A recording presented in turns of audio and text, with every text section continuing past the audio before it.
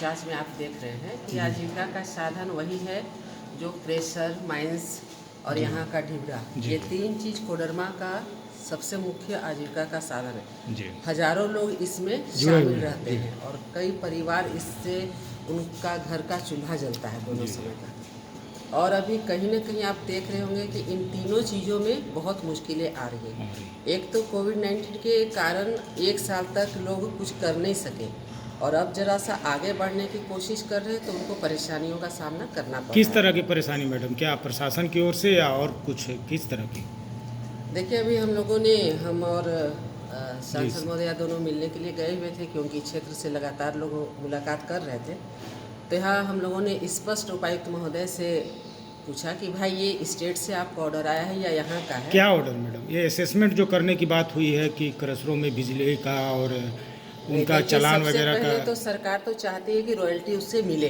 नहीं, आपने बोला कि हम इसका सपोर्ट भी करते हैं कि रॉयल्टी निश्चित रूप से सरकार को जाना चाहिए, लेकिन यहाँ पर बात है कि रॉयल्टी के लिए आप लगातार एक बार कैंप कर ले, वहाँ पर लोगों को समझाए जिस तरह से उनको सुविधा। कई सारे नियम हैं जो आपने पूर्व में भी देखे होंगे कि जब हमारी सरकार थी उस समय इनके लिए जो नियम थे उसको थोड़ा लचीला किया गया था और इससे ढिबरा वालों को भी काफ़ी सुविधा हुई थी। ऑप्शन किया गया था क्रेशर में जो है 250 मीटर जो दूरी थी उसको कम करके 50 रखने का भी हम लोगों ने किया था। फिर माइंस भी जहाँ तक है कि शहरी इलाका में नहीं, एकदम जहाँ तक फॉरेस्ट है उसे दूर हट करके कितना करना चाहिए। तो देखिए, एकदम आप वैध कहेंगे तो ये तो संभव नहीं है, लेकिन कुछ अनदेखी करने के बाद में भी हम दोनों तरफ से यही कहना चाहेंगे कि रॉयल्टी भी मिलना चाहिए और उनका काम भी चलना चाहिए। नहीं तो अभी आपने किस मुद्दे पर बात की है? जो ट्रक हो या जो भी गाड़ियां हैं वो भी बंद था, क्रेशर बंद था। तो ऐसी स्थिति में बिल्कुल यहाँ पर कृषि का कोई खेती विकल्प नहीं है। जैसे अन्य जगह में आप देखते हैं कि वहाँ पर अच्छा खेती होता है तो लोगों का जीविकोपार्जन हो जाता है। हमारे अगर हम डोमचांच सिर्फ चले जाएं तो वहाँ पर खेती के लिए भी कोई ज़मीन नहीं है, तो उनका जीविका का साधन ही यही है। तो किसी तरह से मिलजुल करके और कार्य को आगे बढ़ना है ताकि लोगों का रोजगार भी। अभी जो प्रशासन का क्या कुछ कैसा फरमान है जिसको लेके आप बोल रहे हैं कि सरकार की चिट्ठी? प्रशासन सहयोग करने के लिए तैयार है और अगर यहाँ तक जितना हो सकेगा इन्होंने कहा है कि हम सहयोग करेंगे और यहाँ से जो सहयोग मिल पाता है, नहीं तो फिर हम लोग दोनों, हम और सांसद महोदय फिर माननीय मुख्यमंत्री जी से भी मिलेंगे क्योंकि कोडरमा में यही मुख्य रूप से 3 जीविका का साधन है। इस तीनों में अगर कोई विपत्ति आती है, कोई आपत्ति आती है, लोग परेशान होते हैं तो फिर हम लोग प्रतिनिधि होने के नाते जी हमेशा हम लोग उनके लिए आवाज़ उठाते रहे हैं, आगे भी उठाते रहे। मैडम, क्या इशू था जो उपायुक्त से मिलना पड़ा है?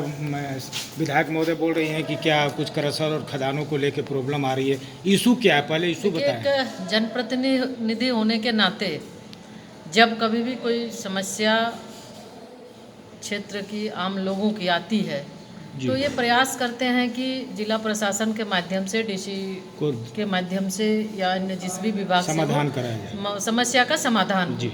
तो इसी निमित्त अभी देखिए कि अभी जैसे डोमचांच में जो आजीविका का मुख्य साधन क्रेशर है, तो अभी उस पर भी खदान है, क्रेशर है, तो एक टास्क फोर्स गठित किया गया है कि असेसमेंट होना है, हाँ, कार्रवाई का।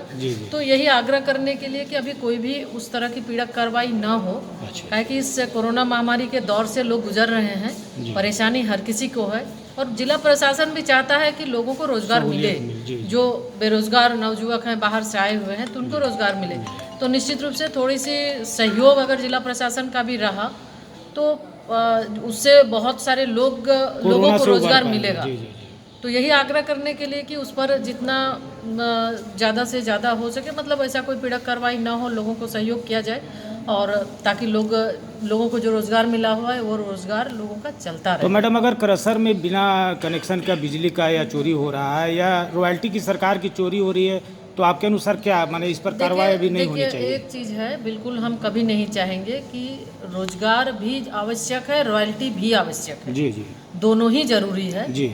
तो दो आपस में ये जिला प्रशासन से इसी बात को ही रखने के लिए उनके पास आए थे, डीसी साहब से भी, कि एक बार फिर बात करके लोगों को इस बारे में एक बार बता भी दें, अवेयरनेस भी जरूरी है। हर जगह जागरूकता की आवश्यकता है, तो जागरूक करके एक निश्चित समय दे के कि इतना दिनों के अंदर अगर उनके यहाँ रॉयल्टी बाकी है या उनका पैसा बाकी है तो कि कुछ आप उसमें से जमा करें, ताकि प्रशासन को भी दिक्कत ना हो।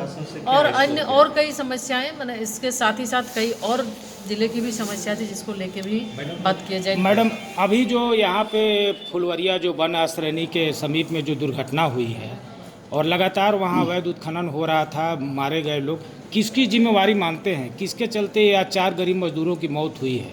देखिए, जिम्मेवारी आप किसका देंगे? एक तरह से देखें तो हम बेरोजगारी और लोग जीने के लिए कहीं भी कुछ भी कर रहे हैं। और यहाँ पर की जो स्थिति है, आज से नहीं, लगातार 20 साल से इस बात को हम देख रहे हैं, 20 साल 22 साल से, कि लोगों का रोजगार का प्रमुख साधन, प्रमुख आधार जो भी माने, या तो ढिबरा है या तो पत्थर है और क्रेशर है। जी जी। बिल्कुल लोग रिस्क लेके ये सब में जाते हैं, काम करने जाते हैं, कहीं ना कहीं अपने परिवार का भरण पोषण उसी के माध्यम से करते हैं जी।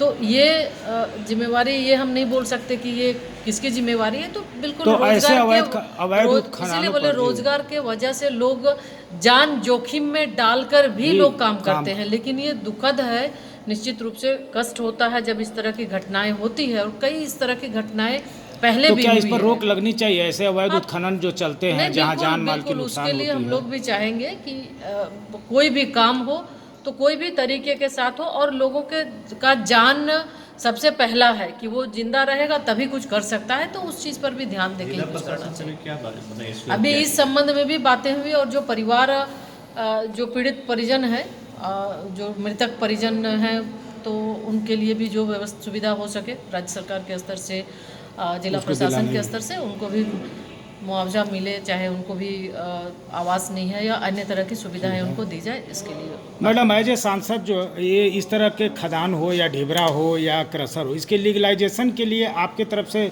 जो राज्य स्तर पर या केंद्र स्तर पर पहल होनी चाहिए, उसके लिए क्या कुछ क्यों नहीं हो पा रहा? केंद्र सरकार के स्तर पे नहीं रहा, अब ये अभी माइनर मिनरल में आ गया है ढिबरा। जी जी।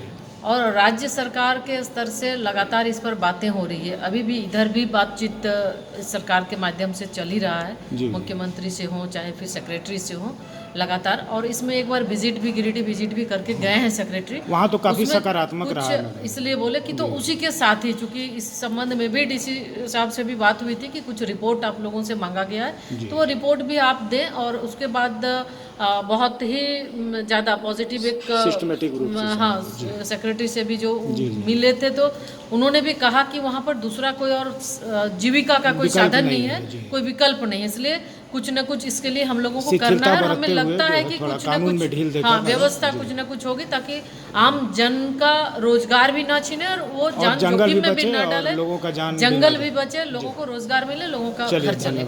धन्यवाद।